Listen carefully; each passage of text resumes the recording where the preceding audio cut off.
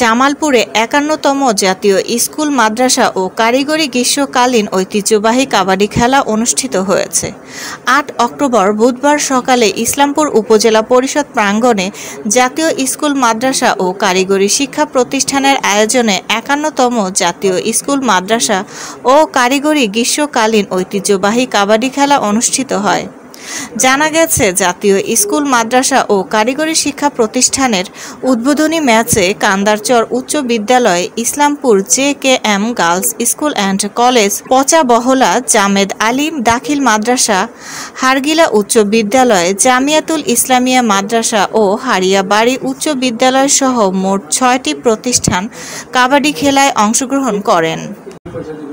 এক সময়কার সবচেয়ে জনপ্রিয় খেলা কাবাডি। কাবাডি খেলার উৎপত্তি এশিয়া মহাদেশে।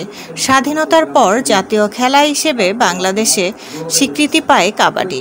১৯৭৩ সালে বাংলাদেশে কাবাডি ফেডারেশন গঠিত হয়।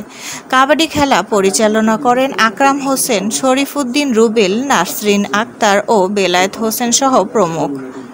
বিস্তারিত থাকছে জামালপুর জেলা প্রতিনিধি শরীফুল ইসলাম ঝোকনের প্রতিবেদনে।